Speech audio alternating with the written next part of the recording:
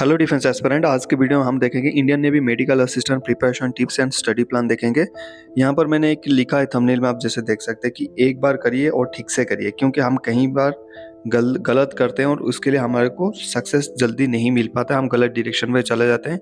इसलिए आपको एक मेंटरशिप प्रोग्राम की बहुत ज़रूरत है। अगर आप खुद कर सकते हैं तो खुद करिए, अगर आप मेंटरशिप ज्वाइन करना चाहते हैं तो हमारा मेंटरशिप आपके लिए ओपन है, जहाँ पर हम आपको गाइड करते हैं हर एक चीज़ों में, चाहे वो फिजिकल हो, एडेप्टेबिलिटी हो या फिर रिटीन हो, आपकी मेरिट लिस्ट हो, हर एक चीज़ों में। तो उसके लिए आप टेलीग्राम में हमें मैसेज कर सकते हैं। बहुत सारे लोगों ने ऑलरेडी ज्वाइन कर चुके हैं और कुछ ही सीट खाली है। तो यहाँ पर देखिए, पहले आपको समझना पड़ेगा कि आप कर सकते हैं। पहले आपकी जो माइंडसेट है वो पॉजिटिव होना चाहिए। यहाँ पर ये माइंडसेट आपका होना चाहिए, यू कैन डू इट। ये माइंडसेट तो बहुत ज़रूरी है। प्रिपरेशन आता है बाद में, पहले आता है आपको खुद के ऊपर भरोसा करना पड़ेगा कि जो भी 40-42 दिन 45 दिन मेरे पास है उसको मैं बड़ा करूँगा, उसको डबल मेहनत करके 80 दिन 2 महीने 3 महीने में कन्वर्ट करूँगा। और ये हो सकता है। जो हम सोचते हैं और जो हमारे को लगता है कि हमारा लेवल यही है, हमारे कैपेसिटी यही है, हम इतना ही कर सकते हैं, यकीन करिए भगवान ने उससे ज़्यादा आपको मेहनत करने की ताकत दिया है। मेहनत करना आपके हाथ में होता है। आप जितनी मेहनत करेंगे आपको उतना फ़ायदा होगा। हो सकता है थोड़ी बहुत टाइम लग जाए, लेकिन आपको डेफिनेटली फ़ायदा होगा। यहाँ पर सबसे बढ़िया फ़ायदा ये है कि आपकी मैथमेटिक्स इस बार है ही नहीं। आप एयरफोर्स मेडिकल असिस्टेंट को देख लीजिए, वहाँ पर मैथमेटिक्स है, लेकिन यहाँ पर मैथमेटिक्स तो है ही नहीं। ठीक है, आपको सिर्फ पढ़ना है और सही स्ट्रैटेजिक प्लान लेके पढ़ना है। सबसे पहली बात, आप जितने भी सिलेबस मैंने वीडियो में बताया उस सिलेबस की प्रिंट आउट निकालिए और चिपकाइए अपनी दरवाजे के सामने, और जहाँ पर पढ़ते हो स्टडी टेबल के सामने उस पूरे सिलेबस को चिपकाइए। ठीक है, उसके बाद आपको सिलेक्शन प्रोसेस ऑफ एग्जामिनेशन पता होना चाहिए। पहले आपकी शॉर्ट लिस्टिंग होगा, उसके बाद जैसे शॉर्ट लिस्टिंग के बाद आपका होगा वहाँ पर रनिंग होगा, फिजिकल होगा, और फिजिकल में 3 एक्सरसाइजेस भी है जिसकी मैं लिंक्स कल आपको प्रोवाइड किया था। यहाँ पर आपको इंपॉर्टेंस समझना बहुत ज़रूरत है। बहुत सारे टैलेंटेड बंदे ऐसे हैं जो कि जाके फिजिकल में फेल हो जाता है, उनकी टैलेंटेड पानी में चला जाता है। इसलिए जो एग्ज़ाम है उसको अंडरस्टैंड करना बहुत ज़रूरी है। सिर्फ पढ़ने से कुछ नहीं होता, क्योंकि यहाँ पर फिजिकल पहले है और फिजिकल से बाद जो ज़्यादा बंदे आपकी डिसक्वालीफाई होते हैं वो होते हैं आपकी इवेंट में, खास करके पुशअप टेस्ट में। पिछली बार भी एक बंदा था मेरे घर के पास से गया था, वहाँ पर भी उसने गया था, लेकिन वो रिजेक्ट, बहुत टैलेंटेड बंदा है, रिटिन में अच्छा खासा मार्क्स वो सिक्योर कर सकता था, लेकिन एयरफोर्स में क्या पहले फिजिकल होता है और फिजिकल किया उसने, रनिंग क्लियर किया, बट आफ्टर दैट उसने पुशअप में जो 10 पुशअप थे एयरफोर्स में उसको मार नहीं पाया, 8 में भी गिर गया। तो वहाँ पर वो रिजेक्ट हो गया। जो उसकी टैलेंट था, जो उसकी नॉलेज था, जो उसने प्रिपरेशन किया था फॉर द एग्जामिनेशन, रिटिन एग्जामिनेशन, वो पूरा का पूरा वेस्ट हो गया। इसलिए मैंने ये लाइन लिखा था, एक बार करना है, ठीक से करना है। मेंटरशिप प्रोग्राम में मैं यही गाइड करता हूँ बंदों को कि भाई अंडरस्टैंड योर प्रायोरिटी। जो दरवाजा है, जो लॉक है, वो खोलेगा आपकी रनिंग। इसीलिए रनिंग को आपने जो टाइम टेबल आपको दिखाया था, ये थंबनेल में भी देख सकते हो, यहाँ पर अगर आप फुल्ली देखोगे, स्क्रीनशॉट देख सकते हो, हमने 2 बार इनको ऐड करवाया है फिजिकल, क्योंकि हमें पता है 1.5 घंटा 3 घंटे का फिजिकल क्या इंपॉर्टेंस रखता है। ऐसे भी बहुत सारे बंदे होंगे जो सोचते होंगे जो पुशअप 15 लगा देंगे। मैं आपको बताना चाहूँगा, मैंने वहाँ पर बात किया था, मेरा दोस्त नेवी में है, तो उसने बोला जैसे ही आप रनिंग करके आते हैं, आने के बाद तुरंत आपको पुशअप्स वहाँ पर लगवाए जाते हैं, 15 पुशअप्स। वो भी ऐसे नहीं कि 1 मिनट का टाइम होता है, उसके अंदर आपको बेंड किया जाएगा, फिर थोड़ी देर होल्ड किया जाएगा, फिर अप किया जाएगा, दैट मीन्स 1।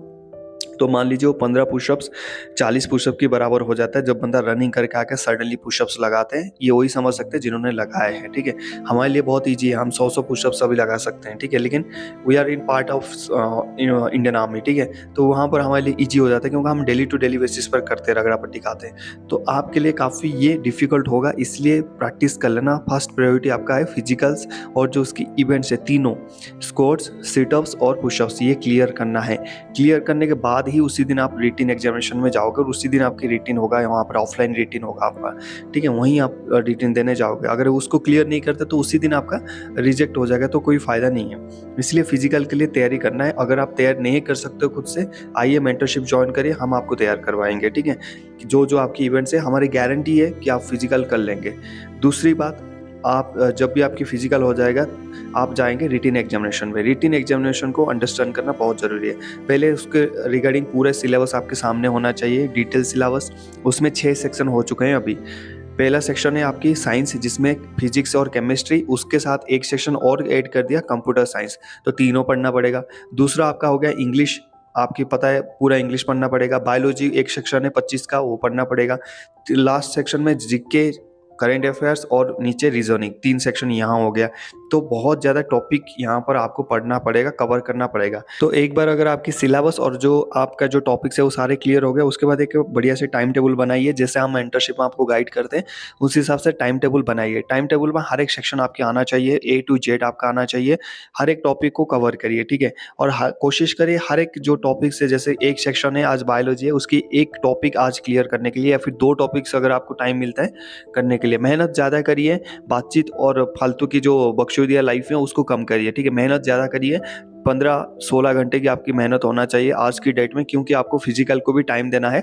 तो अगर आप 15 घंटे का प्लान लेके नहीं चलेंगे, 15 से 16 घंटे का, तो वहाँ पर फिजिकल्स भी निकालना है, रिटिन भी निकालना है, दिन बच गया आपकी 40, तो वहाँ पर बहुत मुश्किल है। सब कुछ आता है आपकी मेहनत से, दूसरा आता है आपकी स्मार्ट वर्क से, ठीक है। स्मार्ट वर्क जो 15 तारीख के बाद हम एक वीडियो अपलोड करेंगे, आपको स्मार्टली कैसे उस एग्जाम सक्सेस क्लियर कर सकते हो। मेंटरशिप में हमने ऑलरेडी डाल दिया वो वीडियो, तो आप जाके मेंटरशिप प्रोग्राम में देख सकते हैं, ठीक है। तो वहाँ पर जैसे जैसे आपका हो गया, बुक्स मंगा लीजिए, जो बुक्स है, बुक्स रेफरेंस है, यूट्यूब में जाइए, यूट्यूब में उसी टॉपिक को सर्च करिए। मैंने एक प्रीवियस वीडियो भी आपको दिया था कि जो एक टॉपिक उठाते हो, मान लीजिए male and female reproductive system, उसको उठाइए, सीधा यूट्यूब में जाइए, सर्च करिए male and female reproductive system full chapter, click करिए। करने के बाद बहुत सारे वीडियोज आ जाएंगे आपको, उसमें देखिए कि कौन सी वीडियोज में ज़्यादा व्यूज़ आए और कौन सी टाइमिंग कम लिया है। तो देखिए उसमें मोटा मोटी आपको पता चल गया male and female reproductive system कैसे होता है, क्या होता है, उसमें क्या क्या चीज़ें रहता है, ऑल डिटेल्स आपको पता चल गया। आइए, मैंने जो बुक्स आपको सजेस्ट किया है, best book for navy nursing assistant, video नहीं देखा तो लिंक डिस्क्रिप्शन में दे दूंगा, जाके देख लेना। तो वहाँ पर क्या करिए, उस बुक्स को बाय करिए, आज ही बाय करना। जनरल साइंस की जैसे मैंने बोला था लूसेंट्स का लेना ना, तो वहाँ पर जैसे बाय करते हो वहाँ पर एक मेल एंड फीमेल का रिप्रोडक्टिव सिस्टम पढ़ लीजिए। नहीं तो बायोलॉजी का एक हैंडबुक आपको बताया था स्पेशली फॉर बायोलॉजी, क्योंकि मैंने क्यों अलग बुक बताया, इसलिए बताया कि 25 मार्क्स तो बायोलॉजी के ही है, तो हमें अलग थोड़ा सा एक्स्ट्रा पढ़ना पड़ेगा। और जो टॉपिक्स में यहाँ पर नेवी में दिया है उस बुक्स में मैंने सर्च किया, मैक्सिमम उसी में है, तो इसलिए मैंने Telegram channel army sir official में वो लिंक कल आपको दे दिया था कि ये बुक बायोलॉजी के लिए बेस्ट है, आप चाहे तो बाय कर सकते हैं। बाय करना नहीं करना टोटली आपके ऊपर है। मेरे तरफ से भाई कोई प्रेशर नहीं है कि मेंटरशिप ज्वाइन करो, बाय करो, बुक्स पढ़ो। आपकी तैयारी होना चाहिए, आपकी एग्जाम क्लियर होना चाहिए। आप मेरे हिसाब से कर लो या आप अपने हिसाब से कर लो, ये टोटली डिपेंड करता है आपके ऊपर। आपको मेन होना चाहिए, आपको नौकरी मिलना चाहिए, ठीक है, आपकी लाइफ चेंज होना चाहिए, बस और कुछ भी नहीं है यहाँ पर, ठीक है। तो इसलिए मैंने आपको बता दिया। वहाँ पर क्या करोगे, बुक्स में देख लिया, ये टॉपिक्स मैंने जो यूट्यूब में पढ़ा वो बुक्स में पढ़ लिया। इसमें क्या हो जाएगा, जो यूट्यूब से आप पढ़ोगे उसमें आपको विजुअलाइज हो जाएगा, आंख से देखा आपने हर एक चीज़, और बुक से पढ़ लिया वो पूरा याद रह गया आपको, ठीक है। उसके बाद 15 तारीख के बाद और एक स्ट्रेटेजिक प्लान, जो एमसीक्यूज और प्रीवियस ईयर क्वेश्चन पेपर आप जैसे सॉल्व करोगे male and female reproductive systems की, तो आपको बेसिकली सब कुछ नॉलेज हो जाएगा। और जितने भी पढ़ते हो जैसे, और रात को यहाँ पर रिवीजन करना आपके लिए जरूरी है, डेली टू डेली रिवीजन। कम पढ़ाई ज़्यादा रिवीजन, कम पढ़ाई ज़्यादा रिवीजन, तो आपको ज़्यादा फायदा होगा, या फिर जितना पढ़ाई उतना रिवीजन से आपको फ़ायदा होगा। आगे जाके फिर मैं 15-16 के आसपास और एक वीडियो डालूंगा, जो मैंने ऑलरेडी मेंटरशिप में डाल दिया है, तो वो वीडियो डालूंगा, तो उससे आपको थोड़ी सी ज़्यादा स्कोर करने में मदद मिलेगा, ठीक है। तो मोटा मोटी बात यही है, पहले आप फिजिकल को प्रायोरिटी दीजिए। फिजिकल अगर आपके क्लियर है, फिर आप रिटिन की तरफ आइए। रिटिन के बाद मैंने जैसे बोला, सिलेबस को देखिए, टॉपिक्स उठाइए, डेली डेली टॉपिक्स कवर करिए, जितने हो जाता है ठीक है। ये माइंड में कभी नहीं रखना कि मेरा सिलेबस कंप्लीट नहीं हुआ, ये सब फालतू की चीज़ें हैं, कंप्लीट हो चाहे ना हो, ठीक है। अगर आपने एमसीक्यूज कर लिए ना, 3000 4000 5000 एमसीक्यूज कर लिए प्रैक्टिस, तो आपको कोई नहीं रोक सकता आप मेरिट लिस्ट में नाम आने के लिए, ठीक है। ये मैं गारंटी के साथ बोल सकता हूँ, एक्सपीरियंस है मेरा, मेरे साथ बहुत लोगों ने गए होंगे, लाइव सेक्शन में जाके उनकी वीडियोस देख सकते हैं, जो मेरे से मतलब मेंटरशिप में पढ़ के सिलेक्शन हुए हैं, ठीक है। तो ऐसा कुछ नहीं है।